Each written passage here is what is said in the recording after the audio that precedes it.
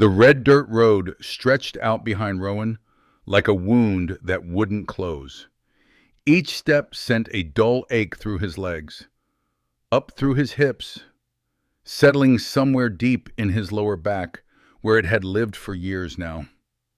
The bundle of oak logs on his shoulder, 6 good pieces, cut clean since before dawn, pressed into muscle and bone with the weight of everything he owed.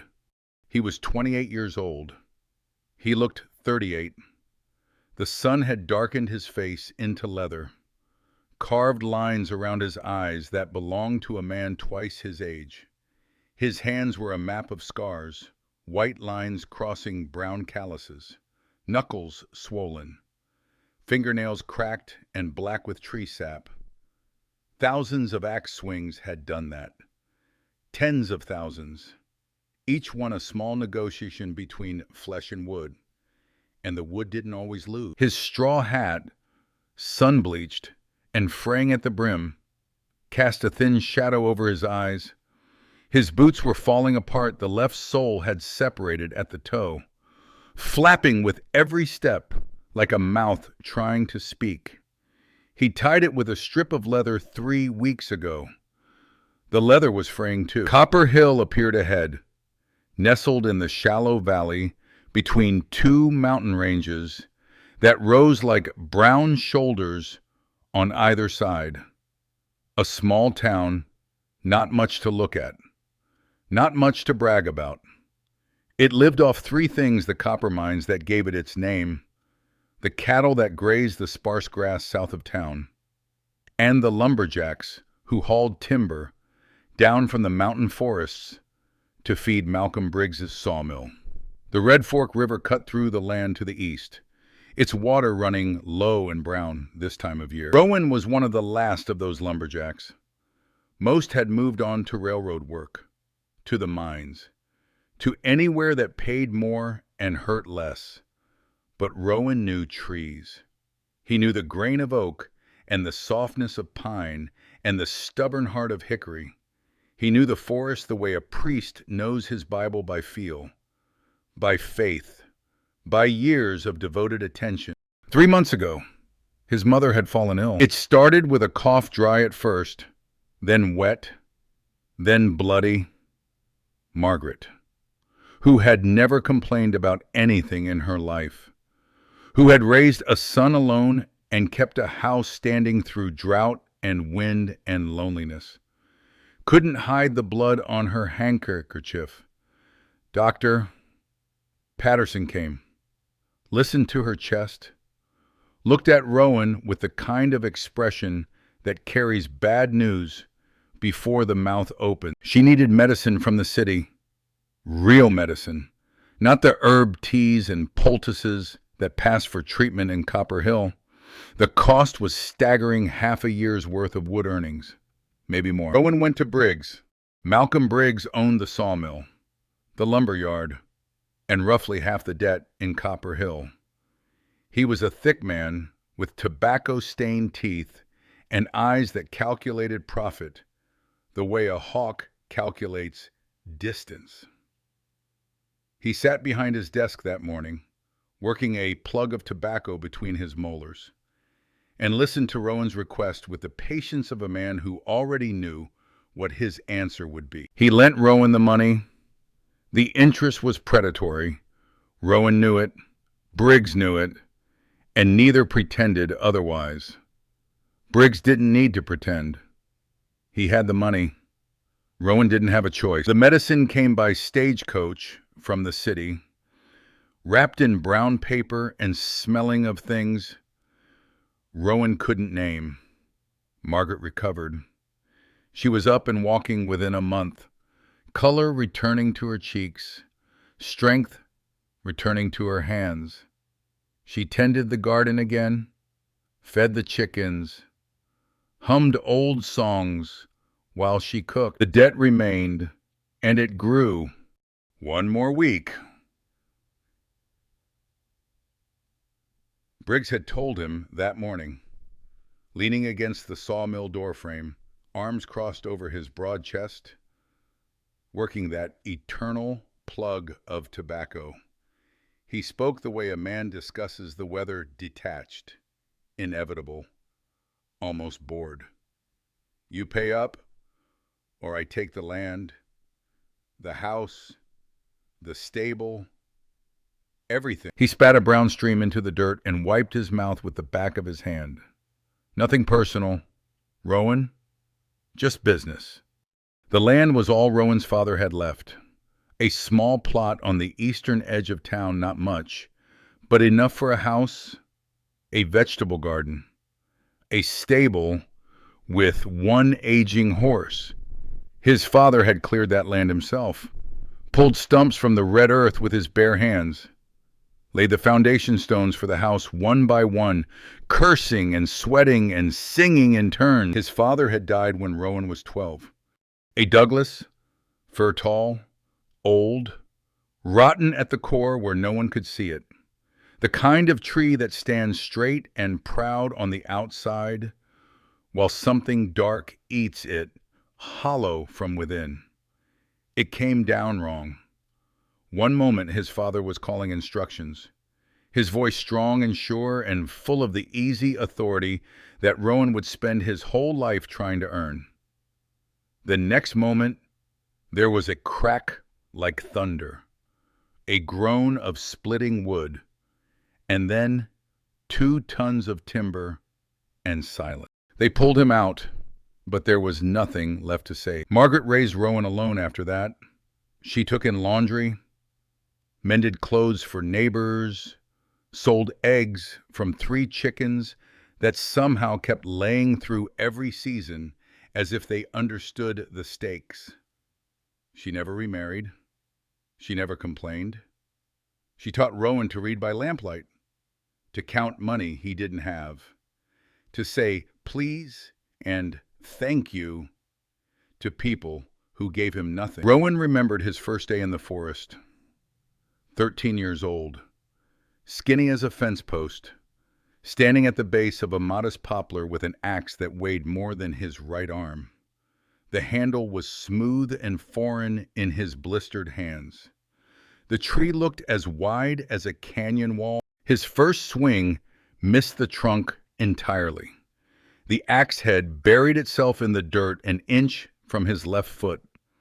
He stood there shaking, staring at the near miss, cold sweat on his neck despite the heat. Somewhere behind him, from his wagon on the road, old Briggs laughed a short bark of amusement, the sound a man makes watching a dog try to climb a fence. It took Rowan a full week to fell that poplar. 7 days of swinging, blistering, bleeding, sleeping on the forest floor with his back against a boulder and his father's old coat pulled over him. He woke before dawn each morning and swung until the light failed. When the tree finally cracked and leaned and crashed through the underbrush with a sound like the world exhaling, Rowan stood in the silence afterward and felt something he would carry for the rest of his life. The quiet, fierce knowledge that he could do hard things, that he could be broken and still swing, that the world could take everything from him except the choice to keep going. Briggs rode up in his wagon, looked at the felled poplar, measured it with his eyes, tossed Rowan a few coins, barely enough for a sack of flour. "Not bad for a runt," he said, and drove away. Since then, Rowan had grown, his arms thickened, his shoulders broadened until shirts split at the seams. The axe became an extension of his body, as natural as a hand or a thought. He could read a tree the way other men read faces. The lean of the trunk told him which way it wanted to fall. The color of the bark told him its age. The sound it made when struck told him whether the wood was true. The forest became his second home. He knew the trails by heart, knew which trees were ready and which needed years, knew the sound of a trunk about to split, knew the smell of rain an hour before it came. The birds knew him. The deer didn't always run. His father had taught him one thing about trees. The only lesson about work he'd had time to give: take only what you need, leave the forest something for tomorrow. That was why Rowan earned less than other lumberjacks. He didn't clear cut. He selected trees carefully, the old ones, the sick ones, the ones that had lived their full lives and stood now only as monuments to what they'd been. He left the young growth standing. He replanted saplings when he could. The forest gave him what he needed, and he tried to give something back. Patience, though, doesn't pay debts, and the forest's gratitude doesn't carry interest. His father had said something else, too. On a night when Rowan was small, and the fire was low, and the world outside was just wind and darkness, and the sound of Margaret singing in the next room, "Son, when you can no longer see others suffering, that's when you're truly poor." Rowan never forgot those words. He carried them the way he carried his axe always, though some days, hauling logs down a mountain with an empty stomach and a body that screamed for rest, he wished he could set them down. He stopped on the road, lowered the bundle to the red dirt, straightened his back, and heard his spine crack in 3 places, like dry sticks breaking. He looked at his hands, fresh blisters on old calluses, a deep cut across the left palm from a branch that had snapped wrong that morning. The blood had dried brown and tight over the wound. He needed to sell this wood, go back to the forest, cut more, come back, sell it, go back again, cut more. 6 days of that, 6 days of dawn to dark labor, of sleeping on stone and eating whatever he could carry, and maybe he could scrape together enough to keep Briggs from taking everything his father had built. But his body was at its limit. Last night he had slept 2 hours on the bare ground beside his cutting site, curled against a fallen log with nothing between him and the earth, listening to wolves howl on the ridge above. His muscles felt like rope pulled too tight, the kind that hums before it snaps. He picked up the bundle again, settled it on his shoulder, felt the familiar bite of rough bark through his shirt. The town lay ahead, wooden rooftops baking in the afternoon sun, the white church steeple poking above everything else like a finger pointing at heaven. Thin smoke rising from the blacksmith's forge. He could hear the faint clang of hammer on iron, the distant lowing of cattle, the creak of a wagon wheel. Copper Hill wasn't a bad town. It wasn't cruel, exactly. It was just poor. And poverty has a way of pulling people inward, making them small, making them careful with everything, including compassion. Everyone was too busy carrying their own weight to notice anyone else stumbling. Kindness was a luxury, and in Copper Hill, nobody could afford luxury. He saw the old man when he was still half a mile from town, sitting by the roadside, tucked beneath a jutting rock that provided a sliver of meager shade. An old man, thin, white-haired, disheveled in the way that suggested not carelessness, but catastrophe.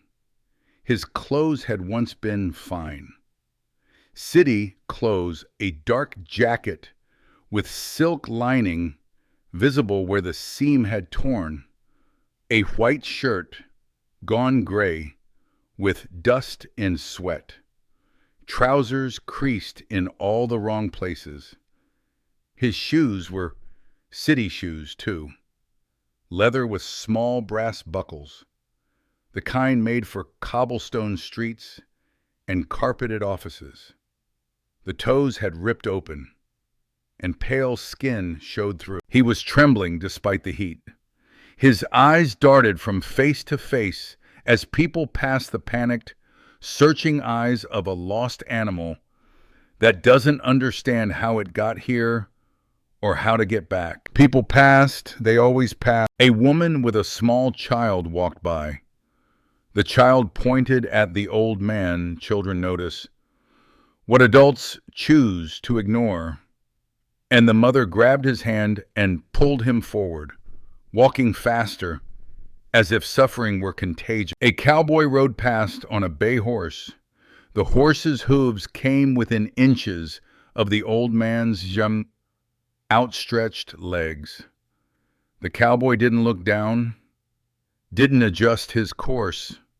To him, the old man was furniture, an obstacle to navigate, not a person to acknowledge. A wagon driver slowed, looked at the old man, the way a man looks at a dead animal on the road, with mild distaste and the calculation of whether it would be easier to go around or over. He shook his head and flicked the reins. The wagon rolled on. The old man tried to stand. His hands found the rock, and he pushed upward, arms shaking with the effort.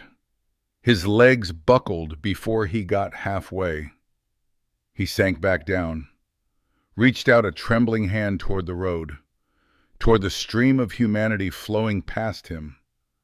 Palm open, fingers curled slightly, not in a fist, but in a plea. Nobody took it.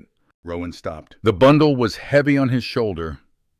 Every muscle in his body was screaming, not whispering, not suggesting, but screaming for rest, for water, for food, for the simple mercy of sitting down.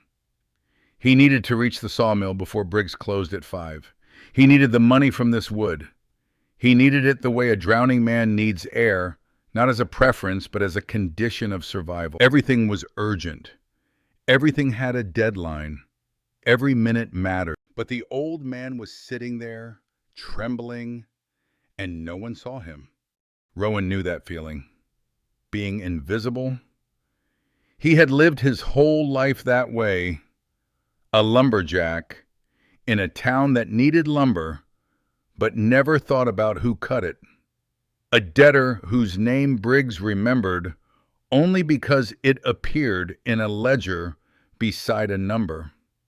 He walked through Copper Hill most days without a single person meeting his eyes. But he was young. He was strong. Even when he was exhausted, he could endure invisibility. He could survive it. This old man could not.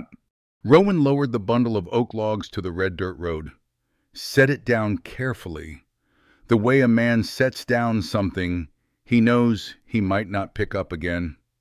He straightened and walked to the rock. "Sir?" The old man looked up. His eyes were striking.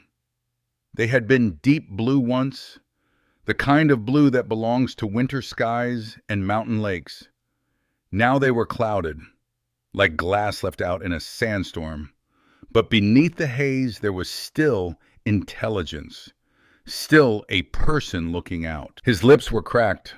Dried blood sat in the corner of his mouth where the skin had split. His cheeks were sunken, and the white stubble on his jaw was uneven, as if he'd tried to shave days ago and given up halfway through. I'm lost," he said. His voice was hoarse but careful, each word placed deliberately, the way a man speaks when he's not sure his mouth will cooperate. "I don't know where I am. I walked since morning, or yesterday. I can't remember which." His hands trembled in his lap. The fingernails were cracked but clean beneath the dirt. The hands of a man who had lived his life indoors, doing careful work. Not a laborer, not a cowboy, something else. "What's your name?" Rowan asked, crouching to be at eye level. He'd learned that from his mother: when someone is hurting, Don't stand over them. Edmund. A pause. The old man's brow furrowed, as if the name were a door he had to push open. Edmund. Hale. I think so. Yes. Edmund Hale. Rowan looked at him more closely. The clothes, the shoes, the way he spoke. This man was from the city, Silverton, maybe, or one of the larger towns east of the mountains. He had no luggage, no water canteen, no hat against the sun, nothing that suggested a planned journey. He had simply ended up here. The way driftwood ends up on a riverbank, carried by forces beyond his understanding. Rowan reached for his water flask. Empty. He'd finished the last swallow hours ago, at the top of the mountain trail. The nearest water was the town cistern. 15 minutes walk. In the old man's condition, closer to... Wait here, Rowan began, then stopped. He looked back at the bundle of oak logs sitting alone on the road. 6 pieces, hours of labor, his payment against the debt. If he left it, someone might take it. Might not. Oak is heavy, and most people in Copper Hill had enough of their own problems without stealing someone else's. But might was a risk he couldn't afford. That was his money sitting there, his last hope. 6 days of deadline, Briggs and his tobacco and his ledger. But the old man needed help now. Not in 15 minutes. Not after Rowan made a trip to the sawmill and back. Now. There are moments in a life when the choice is simple, but the cost is not. When doing the right thing and doing the smart thing pull in opposite directions. And a man has to decide which way his feet will go. Hold on to my shoulder, Rowan said, and bent down, sliding his arm under Edmund's. The old man weighed almost nothing, all bone and cloth, and the ghost of whoever he'd been before whatever happened to him happened. Rowan lifted him to his feet with care, keeping his own body as a brace. Edmund swayed, grabbed Rowan's shirt with fingers that were surprisingly strong in their desperation. But your wood, the old man said, looking back at the bundle on the road, even confused, even lost. He understood what he was seeing, a working man walking away from his livelihood. Wood can always be cut, Rowan said. He said it evenly, the way his father would have said it, as if it were simply true, as if the world were that straightforward. It wasn't, and he knew it. There was no more time to cut wood. There were no more chances. That bundle on the road might be the difference between keeping his home and losing it, between his mother having a roof and sleeping under the stars. But the old man was trembling against his shoulder, and some debts are older than money. They began walking, slow, uneven steps on the red dirt road. Rowan adjusted his stride to match Edmund's shuffle. The town shimmered ahead in the heat. Behind them, a man on a wagon watched from the road. He'd been following at a distance, hauling sacks of grain from the mill. He saw the lumberjack set down his wood, saw him help the old stranger to his feet, saw them begin the long, limping walk toward town. The wagon driver shook his head and muttered a single word, fool. The walk into town normally took 15 minutes. With Edmund, it became a journey. Every step was short, hesitant, as if the old man had to negotiate with his own legs before they would agree to lift. His feet dragged in the dirt, leaving twin furrows behind them like the tracks of something being pulled rather than walking. He leaned into Rowan's shoulder, and Rowan bore the weight without comment, adjusting his grip each time Edmund faltered. The sun was merciless, high and white in a sky scrubbed clean of clouds. It pounded down on the road and turned the air thick with heat. Sweat soaked through Rowan's shirt, the fabric darkened in a spreading stain across his back and chest, but he didn't let go. His right arm held Edmund's, and his left hand hovered near the old man's elbow, ready to catch him if his legs gave out again. For a while they walked in silence, just the sound of their feet in the dirt, Rowan steady and Edmund's shuffling, and the distant hum of the town growing closer. "What do you do?" Edmund asked after a time. His voice was still hoarse but steadier now, as if the act of moving, of going somewhere with someone, had pulled a thread of coherence back into his mind. "Lumberjack." Edmund was quiet for several steps. Then, with the careful logic of a man piecing things together through fog, "That wood on the road, that was your livelihood."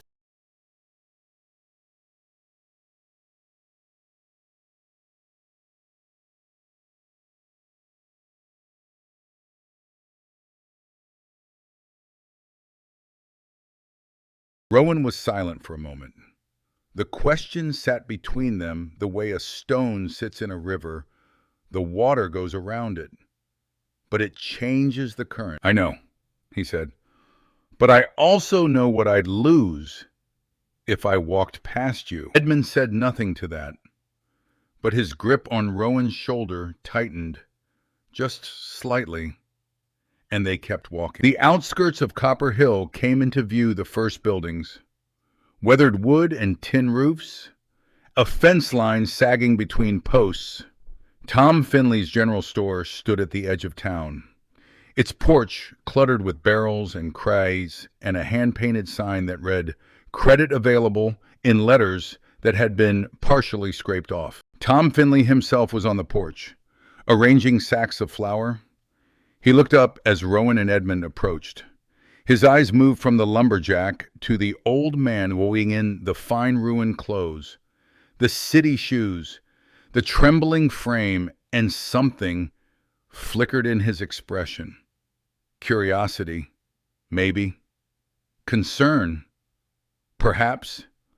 But then his gaze dropped back to the flour sacks, and he turned away. Whatever that flicker had been, it wasn't enough to make him step off his porch. They passed the blacksmith's yard. Mrs. Martha, the blacksmith's wife, was hanging laundry on a line strung between two posts. She saw them through the gaps in the fence, the big lumberjack half carrying a frail old stranger, and her hand still on the clothesline. For a moment she stood watching, a wet shirt dripping in her grip. Then she turned, went inside, and closed the door. "People look," Edmund observed quietly, "but they don't see." "They see," Rowan said. "They just don't want to get involved. This town runs on minding your own business." "Is that what you do? Mind your own business?" Rowan almost smiled. "Usually, but not today." "No, not today." They passed two more buildings. The barber shop, closed, and a boarding house with a crooked front step. A boy of about 10 sat on the boarding house porch, whittling a stick with a small knife. He watched Rowan and Edmund with wide, unblinking eyes, but said nothing. Children, Rowan had noticed, were better at watching than adults. They hadn't yet learned to look away. "You're different from them," he said. Rowan shook his head. "Yeah, no, I'm just like them. Same town, same dirt, same empty pockets. Today, I just chose differently." They reached the town cistern, a large wooden barrel fitted with a tin roof, standing at the intersection of the two main streets. A tin ladle hung from a nail on the side. Rowan eased Edmund down onto the stone lip of the horse trough beside it, making sure the old man was steady before letting go. He dipped the ladle into the cistern and brought it to Edmund. The old man's hands shook too badly to hold it, so Rowan tilted the ladle for him, letting the water run slowly into his mouth. Edmund drank in small, careful sips, not gulping, not desperate, but deliberate, as if water were the most precious substance on earth, and each drop deserved attention. He drank 3 ladlefuls. Rowan drank 2, the water cool and metallic, and the best thing he'd tasted all day. Color returned to Edmund's face. Not much of faint warmth beneath the pale, papery skin, but enough that he no longer looked like a man on the edge of something final. "Where are you from?" Rowan asked, refilling the ladle and setting it back. "Silverton." Edmund said the name with the particular certainty of someone who knows this fact even when others have slipped away. The regional capital, 2 days' ride east through the pass. Rowan knew of Silverton. Everyone in Copper Hill did. It was the big city, or the closest thing to one in this part of the territory. Stone buildings, paved streets, a governor's mansion, a proper courthouse. It was where the important decisions were made, by important people, about places like Copper Hill that they'd probably never visited. "If you walked here from Silverton, you've come a long way," Rowan said. Edmund's brow furrowed. "I don't remember all of it. Pieces. I remember a road, a creek, sleeping under something, a bridge, a wagon. I don't know. I remember being very thirsty." His confusion wasn't the kind that comes from simple exhaustion.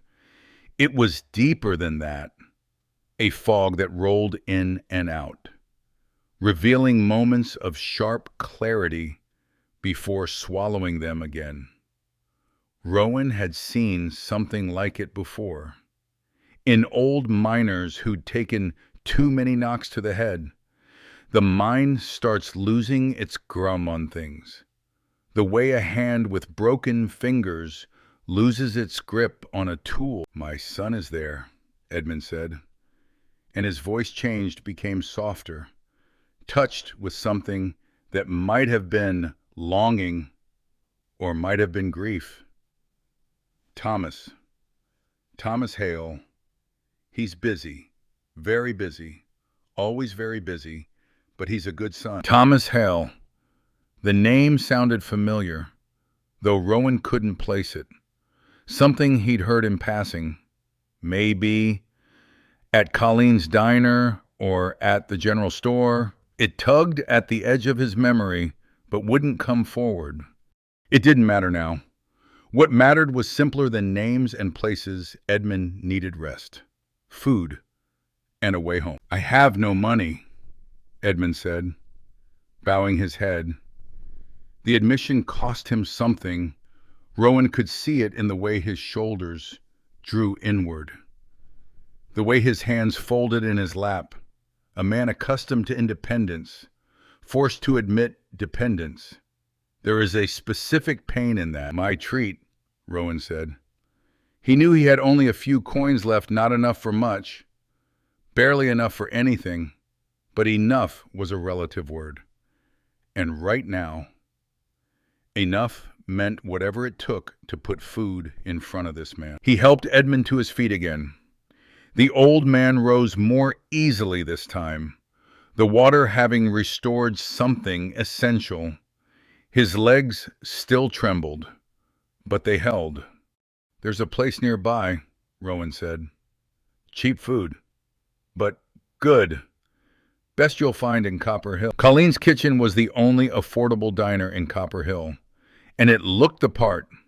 A small wooden building at the end of the main street, with a hand-painted sign that had faded from red to the color of old brick. The porch leaned slightly to the left, and the screen door had a hole in the lower corner that Colleen had patched with a piece of tin from a coffee can. It wasn't much to look at, but the smell that came from inside beans and pork fat and cornbread and coffee was the best argument for walking through any door in town. Colleen herself was a large woman, broad-shouldered, thick-armed, with a mane of red hair that she kept in a loose braid that never stayed braided for long. Her voice could carry across a crowded room and out the back door and halfway down the alley. And she used it freely. She was loud, opinionated, generous in the way that only people who've been hungry themselves can be. And she made the best cheap food in the territory because, as she often said, poor folks deserve to eat well too. Rowan helped Edmund through the door and to a table by the window. The light fell across the old man's face, and in it, Rowan could see the full extent of his exhaustion, the hollowed cheeks, the thin skin, the eyes that kept drifting towards some middle distance, as if part of him were still walking on a road that wasn't there. The diner was mostly empty. A miner slumped in the far corner, his head on his arms, asleep or close to it. Two cowboys sat at the middle table, playing cards with the slow, bored movements of men killing time between jobs. They glanced up when Rowan entered, registered nothing of interest, and returned to their game. Rowan sat across from Edmund and studied the chalkboard menu on the wall. He already knew what he could afford.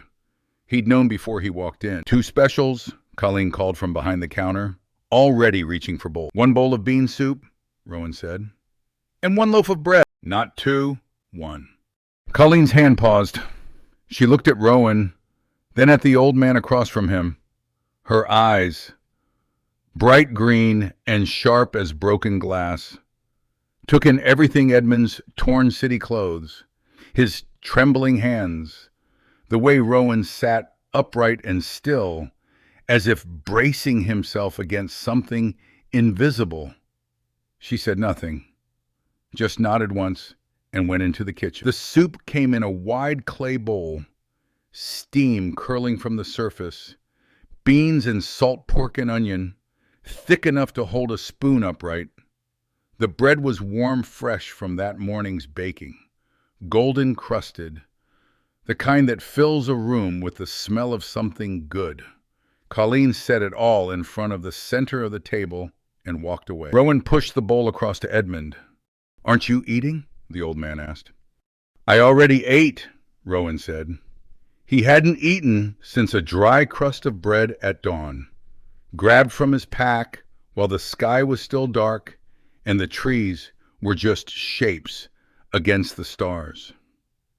His stomach was a hollow ache he learned to ignore the way a man ignores a loose tooth or a slow leak in a roof, because acknowledging it means admitting there's a problem he can't fix.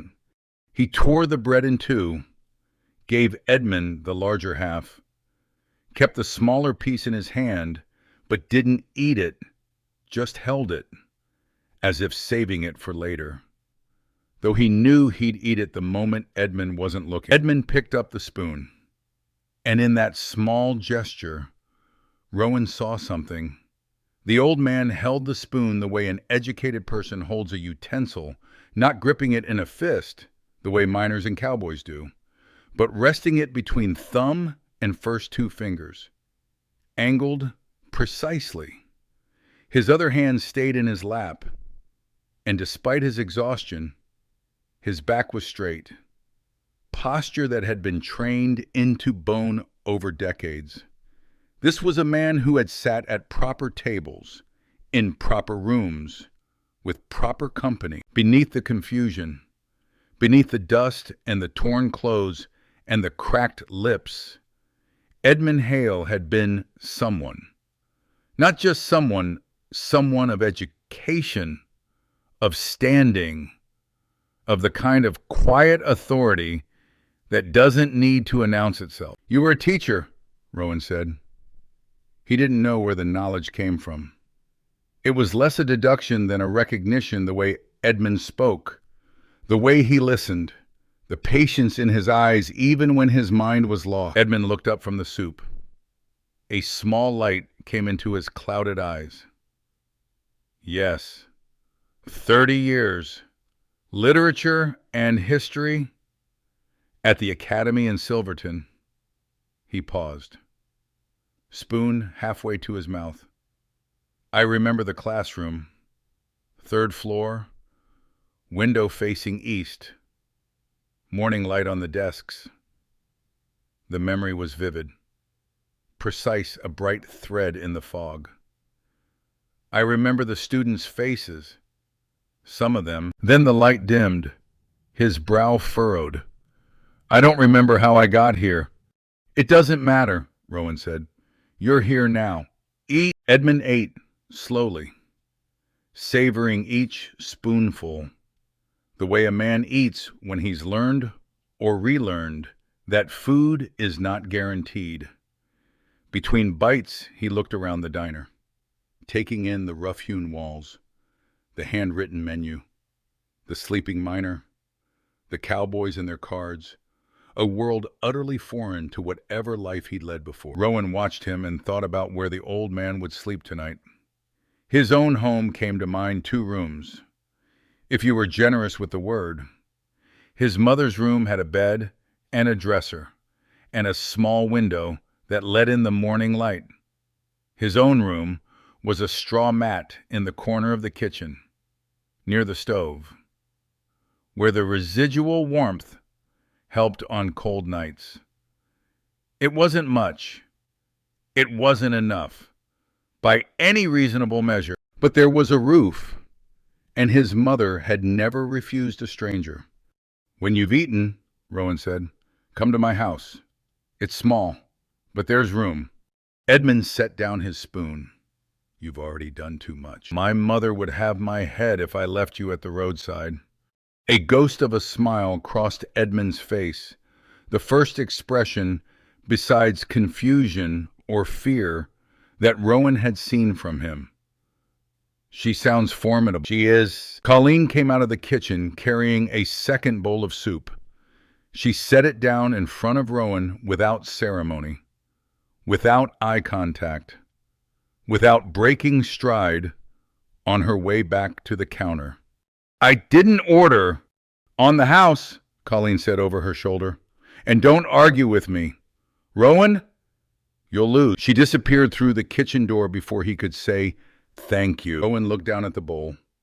Steam rising. Beans thick and dark. A chunk of pork fat glistening on top. He picked up his spoon and ate. And the warmth that spread through him wasn't just from the food. For the first time in days, in weeks, maybe he smiled. A small thing. Barely a curve of the lips, but real. Maybe Copper Hill wasn't as cold as he'd thought. He paid with his last coins, counting them out on the counter one by one. Colleen took them without comment, though they both knew the meal was worth more than what he laid down. The sun had moved past its peak, and the shadows were beginning to lengthen. Rowan helped Edmund down the porch steps and stood in the street for a moment, looking east, toward the road and the forest beyond it. He remembered the wood bundle. His heart stung a sharp, specific pain, like a needle pushed through cloth. Those logs were still sitting on the road, half a mile from town. His money, his deadline, his future, or what was left of it. But it was late, and Edmund was leaning on his arm, exhausted from the effort of eating, and the walk home was still ahead. The wood would have to wait until tomorrow, if it was still there. If it wasn't, well, he'd deal with that tomorrow too. Margaret met them at the door. She didn't ask questions. She looked at the old man, looked at her son, and nodded a single, quiet nod that contained everything: understanding, acceptance, the unspoken agreement that this is what they do, this is who they are. She stepped aside and went into the house to prepare. She was the kind of person whose kindness needed no explanation. It wasn't performed or calculated or weighed against cost. It simply was. The way sunlight simply is, it falls where it falls. and it doesn't ask whether you deserve it. She made the bed Rowan's bed, the only real bed, besides her own, with fresh sheets pulled from the cedar chest. She fluffed the thin pillow, tucked the blanket tight at the corners, the way she'd done when Rowan was small, and brewed peppermint tea from the plants she grew in the garden beside the front door. The leaves were fresh, and the kitchen filled with a clean, sharp scent that seemed to push the weariness back a few inches. Edmund sat in the kitchen and looked around. The house was humble. There was no other word for it. Pine walls, darkened with age and smoke. A packed earth floor, swept clean and hard as stone from years of Margaret's broom. A stone hearth, blackened at the back, with a cast iron pot hanging from a hook. A few copper pots on the wall, two large, one small, all dented and polished to a soft glow. One oil lamp on the table, its glass chimney smudged but intact. Nothing of value, nothing a thief would bother to take. But everything was clean. Everything was in its place. And the house had that particular warmth that comes not from a stove, but from being cared for. Margaret's hands kept the home alive. You could see it in the swept floor, in the mended curtain over the window, in the wildflowers she'd placed in a tin cup on the table. A house that was poor but not defeated. "You're very kind," Edmund said when Margaret set the tea before him. His hands curled around the warm cup, and something in his face eased a tension releasing. A guard dropping. The panic that had filled his eyes on the roadside was gone, replaced by something quieter, not understanding exactly, but acceptance. The willingness to be still. "Drink your tea," Margaret said, and that was all. Rowan didn't go inside. He sat on the porch, on the single step that served as both entrance and seat, and looked out at the trail that led toward the forest. The sun was dropping behind the western ridge, painting the sky in shades of copper and rust. The air was cooling. Somewhere a dog barked, and farther away, the sawmill's last saw of the day whined and fell silent. He thought about the wood, 6 logs of oak, sitting on the road in the dust. He thought about Briggs, about the number in the ledger, about the interest accruing like a living thing growing, feeding, getting heavier every day. 1 week, 6 days now, 5.5. Really, since the day was nearly done. He flexed his hands on his knees. The cut on his left palm had opened again during the walk, and a thin line of blood had dried along his lifeline. He wondered if that was symbolic, decided it wasn't. Symbolism was a luxury, like kindness, like rest, like hope. But strangely, and he noticed it the way a man notices a change in the wind, subtle but unmistakable, hearing his mother chatting with Edmund inside, hearing the old man's quiet laugh at something she said, the clink of the teacup on the table, the creak of the kitchen chair as someone shifted their weight. Rowan felt something warm, not from the stove, not from the cooling sun, from somewhere inside, from a room in himself he'd closed off months ago, when the debt started growing and the days started blurring into one long tunnel of work and worry. It was the warmth of a home being used for what a home is supposed to be used for. Shelter, not just from weather, but from the world. Margaret served dinner, corn porridge and salt meat, simple fare, the kind that fills the stomach without exciting it. She gave Edmund the fullest bowl, the thickest slice of meat, and poured herself the smallest portion without comment or fanfare. Rowan noticed. He always noticed.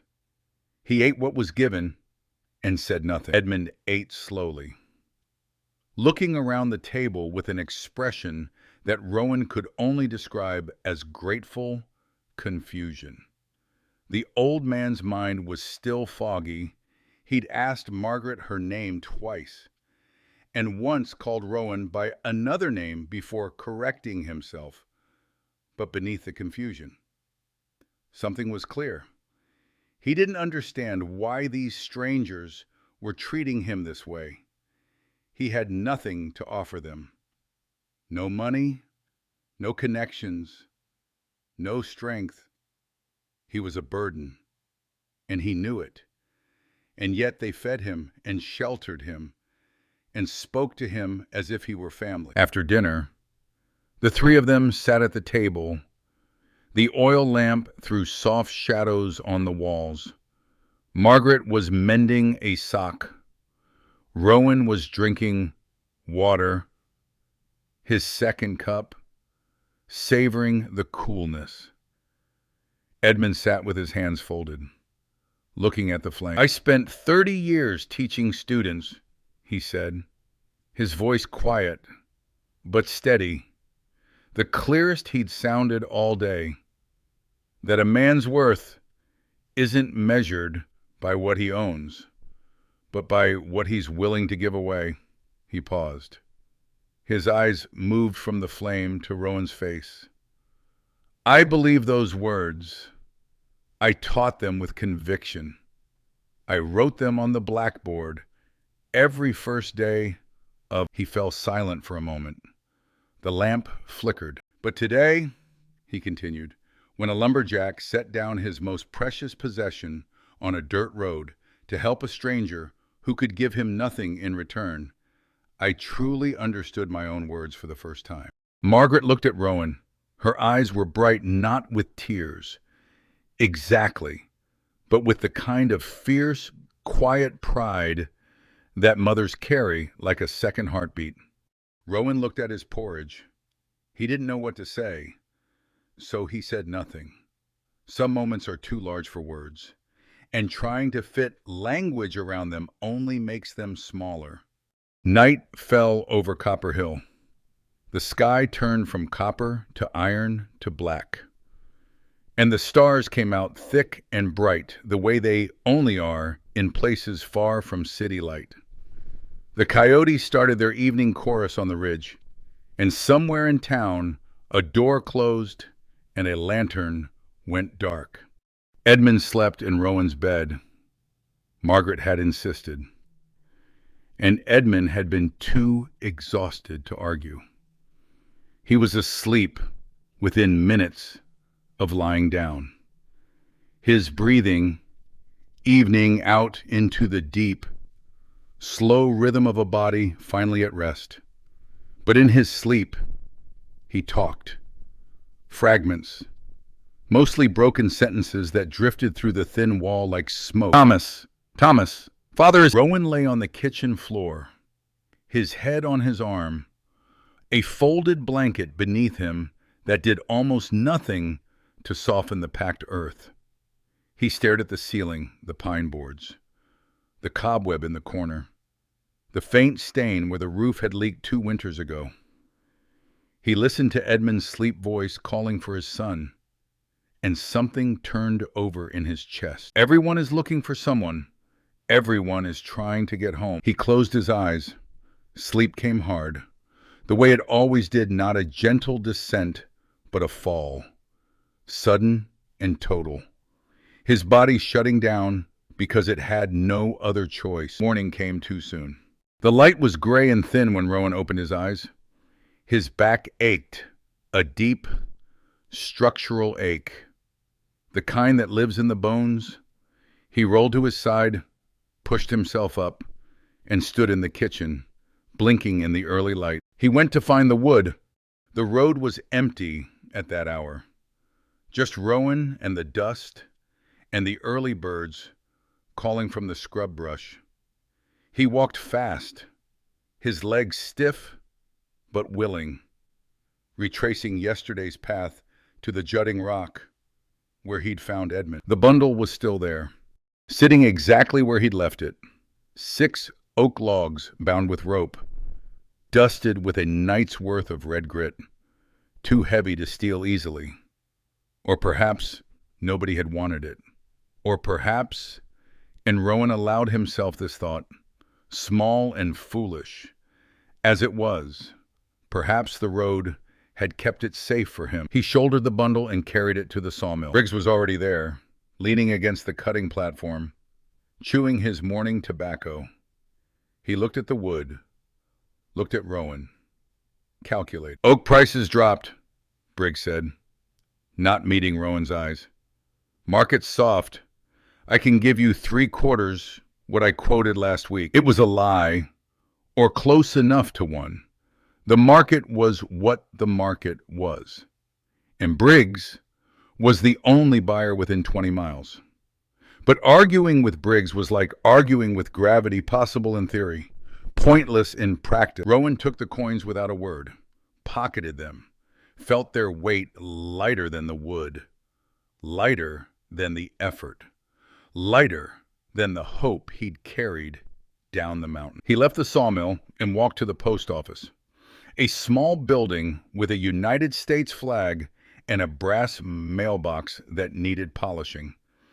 Inside, he asked for paper and a pencil, and he wrote a short letter. He addressed it to Thomas Hale, Silverton. He didn't know the street or the house number, but Silverton wasn't that large, and the name Hale felt like one that a postmaster would recognize. He kept the message simple. Your father, Edmund Hale, is in Copper Hill. He is safe but confused. Please come. He signed it with his name and paid for the stamp, one of his new coins. Gone before it was warm. Back home, Edmund sat on the porch with Margaret. The old man looked different in the morning light, washed, combed, wearing one of Rowan's old shirts that hung loose on his thin frame. The panic was gone from his eyes, replaced by something that looked remarkably like peace. Margaret had that effect on people. She could make a strange place feel like home, with nothing more than a cup of tea and the sound of her voice. Did you sell the wood? Edmund asked, as Rowan came up the path. Yes. How much did you get? Rowan smiled, tired, crooked, the smile of a man who has learned to find humor in things that aren't funny. Enough to live one more day, sir. Edmund looked at him for a long time. His clouded eyes were clear in that moment, focused, seeing past the dust and the sweat and the worn-out boots to something underneath. You're carrying more than that bundle of wood, he said. Rowan didn't answer. He went inside, drank water from the kitchen pail, and took his axe down from the wall. He sat on the floor near the stove and began to sharpen it slow. Deliberate strokes of the whetstone along the blade, the steel singing quietly under his hands. 6 days left. Tomorrow he'd be back in the forest before dawn. Through the open door, he could hear Edmund and Margaret talking on the porch. Edmund was telling her about Silverton, the stone streets that stayed cool in summer, the Saturday market where farmers brought peaches and plums from the valley orchards, the bookshop on the corner of Main and 2nd, where you could sit in a leather chair and read for hours without anyone asking you to buy anything. Margaret listened. She asked questions, small ones, the kind that keep a conversation breathing. Where was the bookshop exactly? What did the peaches taste like? Were the streets really made of stone? Her voice was lighter than Rowan had heard it in years. Since his father died, she had pulled inward, not cold, never cold, but quiet, in the way that grieving people become quiet when they've run out of things to say to the living. She talked to Rowan, of course, but their conversations were practical, limited to the mechanics of survival. When did you eat?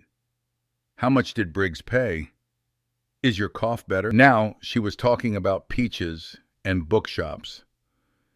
And there was something in her voice that Rowan hadn't heard in so long, he almost didn't recognize it. Curiosity. The sound of a person remembering that the world is larger than the walls of a two-room house on the edge of a copper mining town. Rowan sharpened his axe slowly, the whetstone moving in long arcs, the steel catching the lamplight and flashing it back. The blade grew keen under his hands. Tomorrow would be a long day. The next day longer still. And the day after that. 6 days. He had 6 days to do what might not be possible. But tonight, the house was warm. Tonight, there were voices on the porch, and tea in the kettle, and an old man telling stories about a city his mother had never seen. Tonight was enough. He set the axe aside. The blade gleamed in the lamplight, sharp, and 3 days blurred into one long wound. Rowan rose at 4 each morning, before the birds, before the light.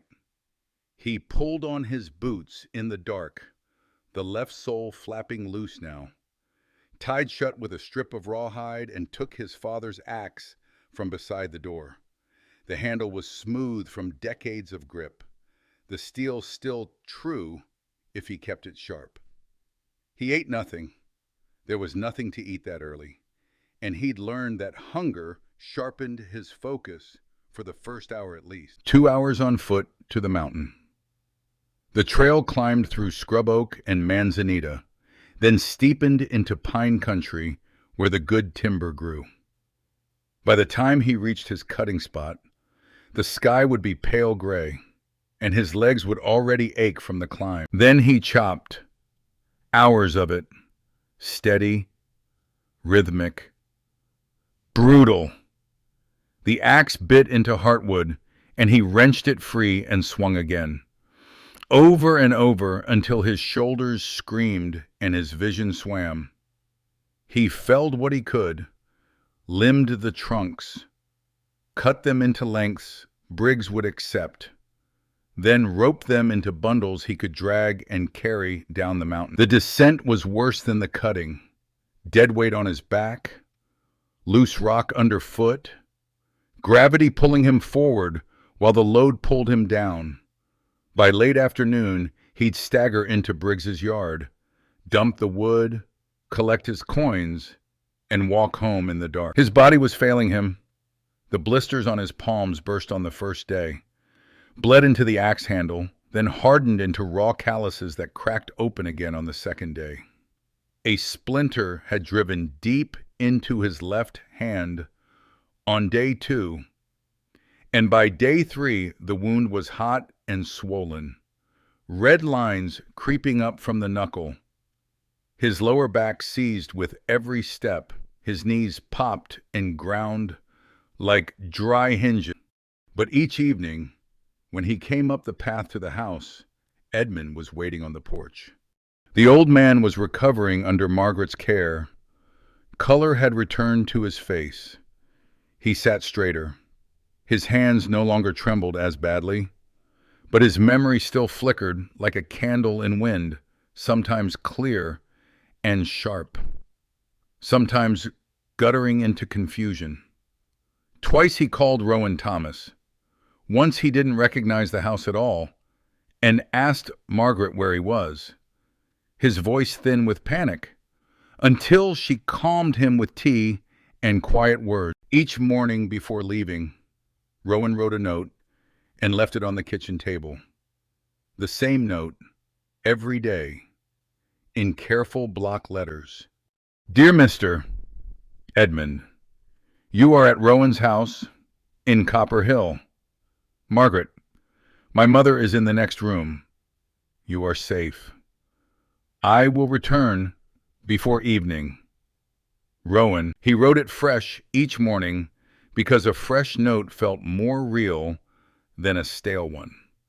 because waking confused in a strange house was frightening enough without finding yesterday's reassurance instead of... On the second evening, Edmund was lucid. He sat with Rowan on the porch after supper while Margaret washed dishes inside. And he talked, not the muddled fragments of a fading mind, but clear, flowing memories a teacher's voice, practiced in storytelling. He had taught for 30 years in Silverton, history and literature. Though he loved literature more, his wife, Clara, had died 10 years ago, a fever that took her in 3 days. He lived now with his son, Thomas, who worked for the government. An important man, Edmund said, not with pride, but with a kind of bewildered distance. Thousands of people depend on him. He attends meetings, signs documents, shakes hands with men in fine suits. But sometimes, he paused, watching the last light fade from the hills. Sometimes I think he forgets his father needs him too. Not his money, not his house, just him, just Thomas, sitting on a porch like this, talking about nothing. Rowan said nothing.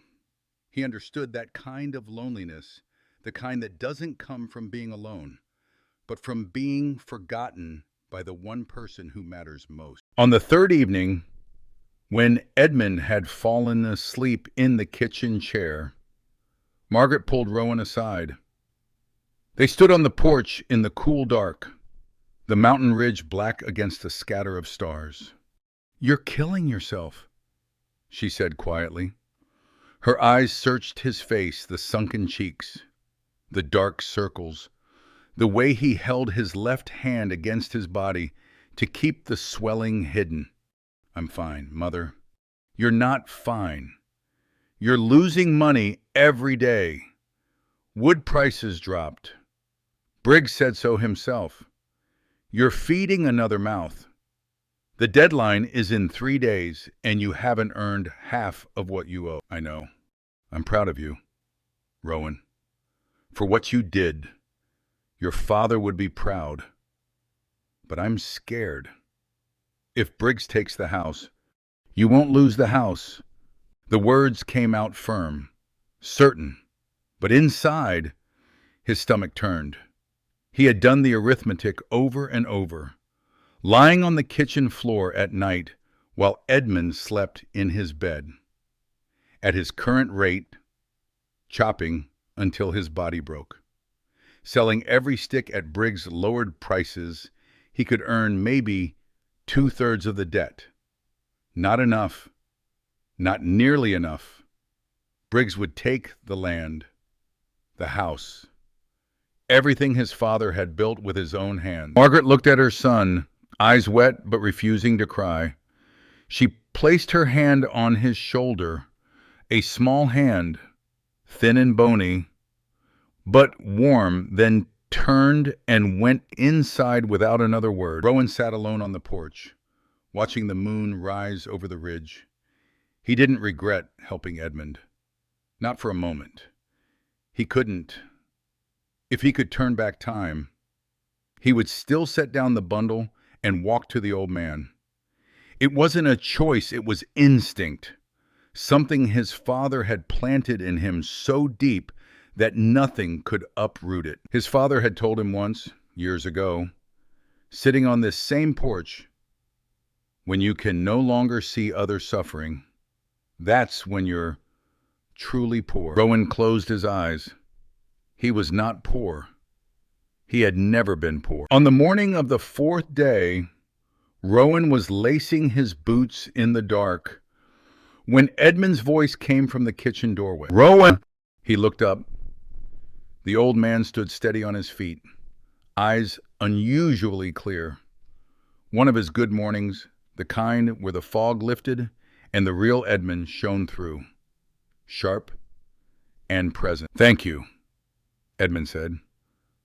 "Not for the soup, not for the bed, but because you saw me among all those people on that road, the shopkeeper, The woman at the window, the riders, the families. You were the only one who saw me.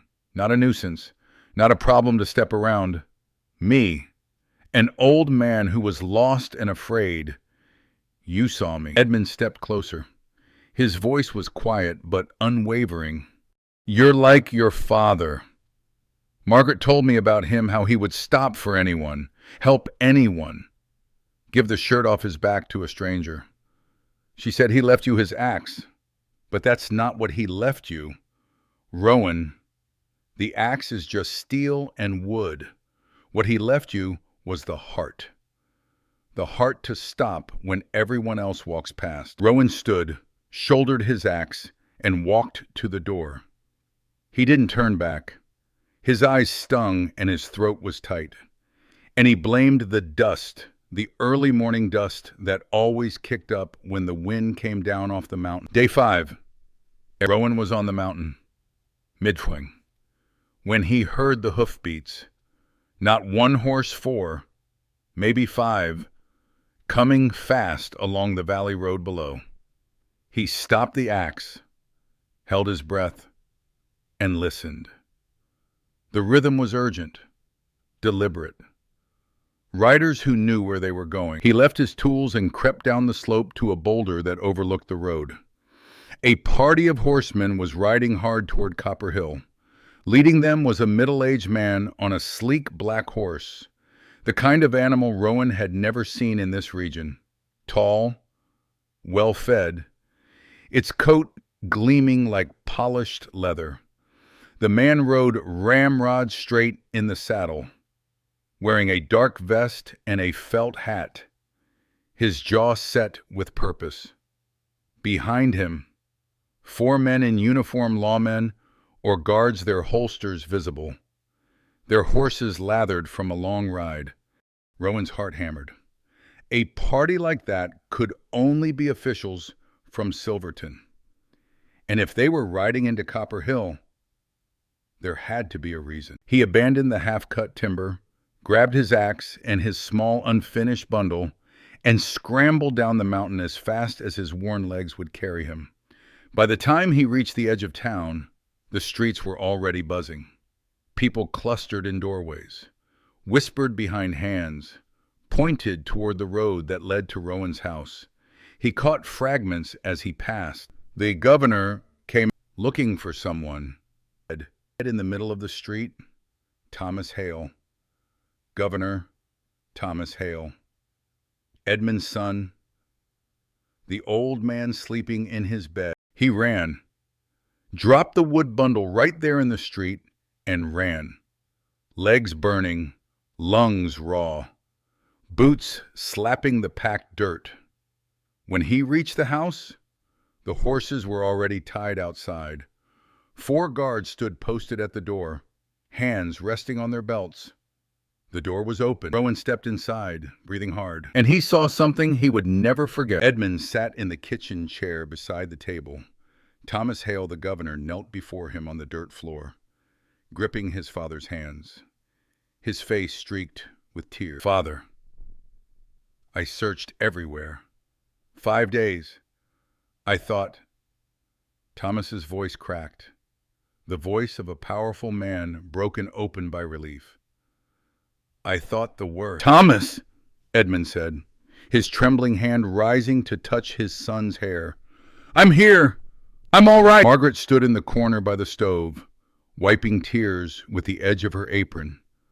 Rowan stood in the doorway, chest heaving, not knowing what to do or say. Thomas Hale rose to his feet and turned. He was a man of about 50, sharp-eyed and strong-jawed, the kind of face accustomed to authority, but right now those eyes were red and swollen, and the authority had been stripped away, leaving only a son who had nearly lost his father. He looked at Rowan, scanned him from head to foot. The worn-out boots held together with rawhide, the sawdust-covered shirt, sweat-stained and torn at the shoulder, the calloused, cracked hands, the left one swollen and angry with infection, the gaunt, sun-blackened face of a man who had been eating less and working more than anybody should endure. "You're Rowan?" Thomas asked. "You helped my father." "Yes, sir." Thomas stepped forward and seized Rowan's hand. The governor's hands were soft, clean, smooth hands that had never gripped an axe, never dragged timber down a mountain. But the grip was fierce, trembling with an emotion that no amount of political composure could contain. "I sent 12 men searching for 5 days," Thomas said. 12 men, 4 horses, combing every road, every town between Silverton and here. They asked hundreds of people along that road, had anyone seen an old man, white-haired, confused, wandering alone. "And do you know how many admitted to seeing him?" Thomas paused, his jaw tight. "None. Not one. They looked at my father and they looked away. He sat by that road, in plain sight, and to every person who passed, he was invisible. You were the only one who stopped." Rowan looked at the floor. He didn't know what to say. Thomas glanced around the small house. His eyes rested on the wooden bed where Edmund had slept, then on the kitchen corner where Rowan's blanket lay folded on the bare dirt floor. He understood without asking. "You gave him your bed," Thomas said. "Not a question. It doesn't matter. It matters more than you think." Thomas reached inside his vest and drew out a leather purse, heavy with coin. "Rowan, I want to repay you. This is—" "No." The word came out fast, surprising even Rowan. "Sir, I won't take money for this." Thomas stopped. The purse hung in the air between them. "Why not?" "Because I didn't help your father to get paid. I helped because he needed help. If I take money now, then what I did becomes a transaction. And it wasn't a transaction. It was just the right thing." Silence filled the kitchen. Edmund's eyes brightened, something like wonder crossing his weathered face. Margaret bowed her head, her shoulders trembling. Thomas Hale stood in the middle of the room, holding the money purse, mouth open, but wordless. After a long moment, Thomas spoke again, quieter now. "My father tells me you're in debt, that you're about to lose your house." Rowan looked at Edmund.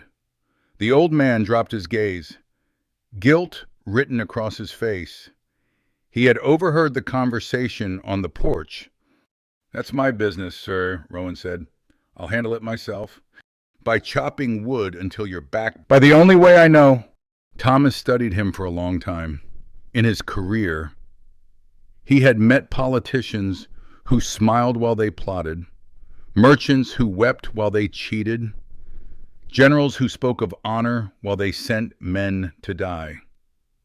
He had learned to read people the way a tracker reads ground, every twitch, every hesitation, every false note, but he had never met anyone like Rowan, a man with almost nothing who refused everything, not out of pride or stubbornness, but out of a bone-deep fear that accepting would stain the only thing he possessed, his dignity. "You're the strangest man I've ever met." "Rowan," Thomas said at last. "I'm just a lumberjack, sir." "No, you're more than that. You just don't know it yet." Thomas Hale was not a man who gave up easily. He had not risen to the governorship by accepting the word no, but he was wise enough to recognize that Rowan's refusal came from honor. Not pride, and honor, unlike pride, could not be bargained with. He stayed one more day in Copper Hill. He took Edmund to see Dr. Patterson, who examined the old man carefully and gave his diagnosis partial memory loss, likely brought on by age, worsened by the shock of wandering lost for days. Edmund would need ongoing care and monitoring someone to watch over him, keep his routines steady, make sure he ate and rested. Thomas listened, nodded, wrote it all down. Then he asked about Margaret. "Doctor, Patterson said she was recovering well from her illness, but needed at least 6 more months of medicine to be truly out of danger. Thomas said nothing about this in front of Rowan, but before he left Copper Hill, he did 3 things. First, he visited Briggs at the sawmill. Nobody knew what was said behind that closed door, but when Thomas walked out, Briggs stood in the doorway with a face the color of old ash. And the next morning when Rowan brought his wood, Briggs said, "Your debt is cleared. Don't ask why." Rowan stood frozen. "What did you say?" I said, "Cleared. The land is yours. Now get out of here." Rowan stared at him, at the sawmill owner who had threatened to take his home, who had charged crushing interest, who had smirked every time Rowan dragged timber into the yard. Briggs stood there now with the look of a man who had swallowed something very bitter and could not spit it out. "Briggs, I don't understand." "You don't need to understand. Cleared. Done. Go." Rowan walked out of the sawmill yard and stood in the middle of the street. He looked down at his calloused hands, then up at the blue sky, and for the first time in months, he breathed, truly breathed, a long, slow, shuddering breath, as if a boulder had been lifted from his chest and air could finally reach the bottom of his lungs. He stood there for a long time. People passed and glanced at him. A gaunt lumberjack standing in the road with wet eyes, staring at nothing, but he didn't care. The land was his. His mother's house was safe. His father's grave would remain under the oak tree on his own ground, not on land belonging to Malcolm Briggs. He walked home slowly, and when Margaret saw his face, she knew before he spoke. She sat down at the kitchen table and covered her mouth with both hands, and neither of them said a word for a while. Second, Thomas sent a chest of medicine from Silverton for Margaret, enough for a full year.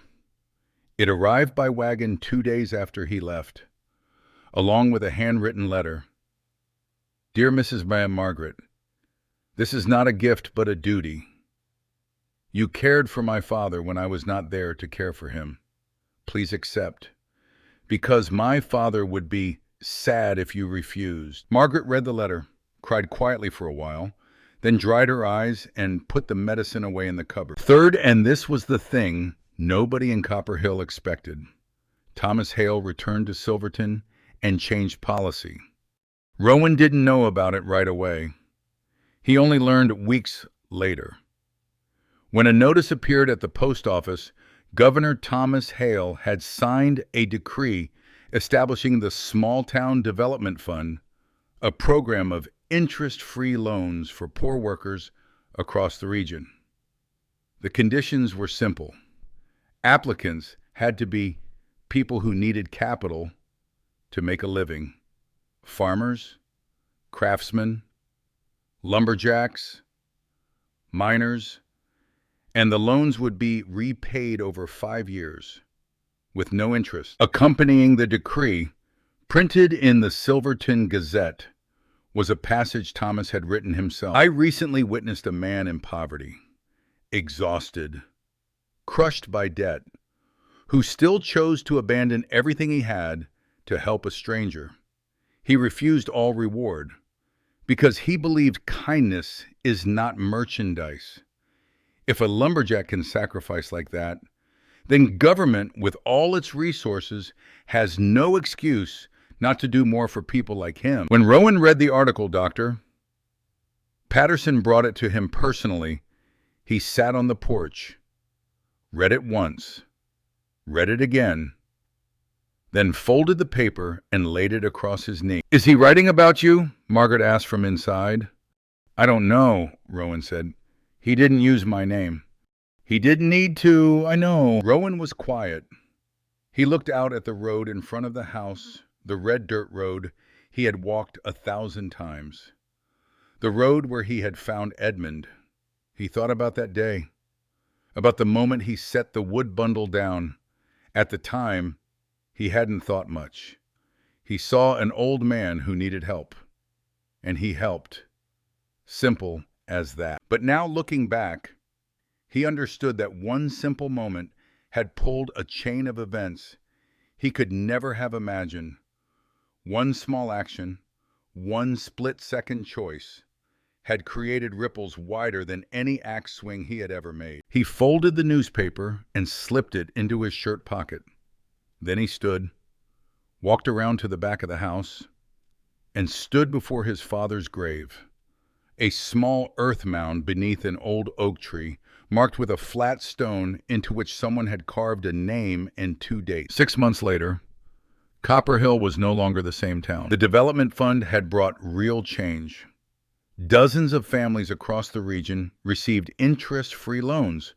Some bought livestock, some opened workshops, some repaired homes that had been falling apart for years.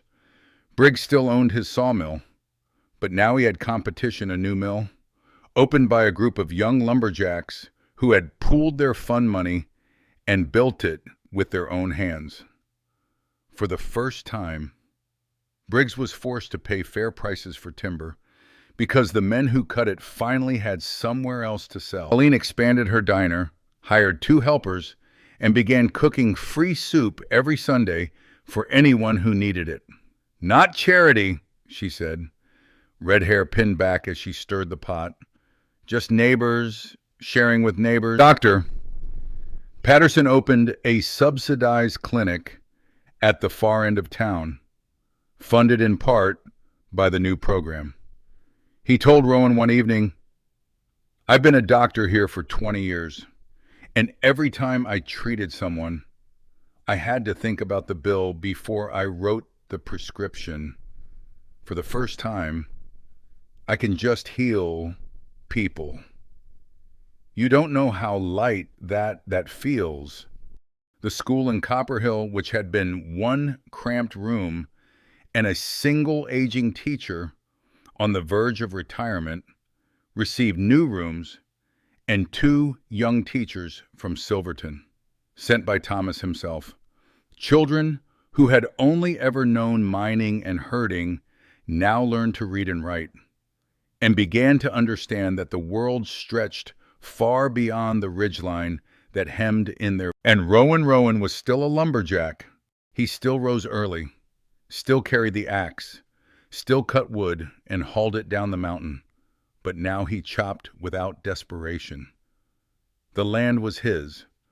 Margaret had steady medicine and had grown strong again. And each evening, when he sat on the porch and watched the sun go down behind the western hills, he no longer counted the days. Edmund wrote monthly, short letters, sometimes muddled because his memory still flickered, but always ending the same way. "My kind lumberjack, thank you for seeing me." Thomas wrote less often, more formally, but with a sincerity that no political language could disguise. In one letter he wrote, "You reminded me that my father is not a burden, but a blessing. Now I spend every evening walking with him, listening to his stories, even when he tells the same one twice. And those are the most precious hours of my day." Rowan read the letters, folded them, and kept them in a drawer with the others. One afternoon, Tom Finley, the general store owner who had turned away that day, came to Rowan's door. He stood on the porch, fidgeting with the brim of his hat, unable to meet Rowan's eyes at first. "Rowan," he said, "I want to apologize. That day, I saw you helping the old man. I knew he needed help, but I turned away. I told myself it wasn't my business. I was wrong." Rowan looked at him steadily. "You don't need to apologize to me, Mr. Finley. We all turn away sometimes. What matters is next time you..." Tom Finley nodded, put his hat back on, and walked away. From that day forward, whenever someone in town needed help, Tom was among the first to arrive. He hung a small sign in his store window. If you're hungry and have no money, walk in. We'll settle later. Nobody knew what settle later meant because Tom never collected. Mrs. Martha, the blacksmith's wife, who had looked out her window that day and gone back inside, now sat on her front porch every morning, ready to talk to anyone who passed. I don't want to be the one who turns away again, she told her husband. I turned away once, and it's haunted me ever since. Even Briggs changed, though in his own grudging way. Nobody called him a good man, but he stopped charging predatory interest. Maybe it was because of Thomas's visit. Maybe one morning he looked in the mirror and didn't like what he saw. Whatever the reason. The young woodcutters no longer had to sign loan papers they could never hope to repay. That was how one small act created ripples. Rowan didn't become a hero. He wasn't rich, wasn't famous. Nobody built a statue or wrote a book about him. He was still the solitary lumberjack walking between forest and town, still carrying timber on his shoulders, still wearing calloused hands and an aching back. But something had changed, not in Rowan, but in Copper Hill. The dusty little town had begun to see each other. Not always, not everyone, but more than before. When an old woman tripped in the street, someone ran to help her up. When a miner's family lost their home to fire,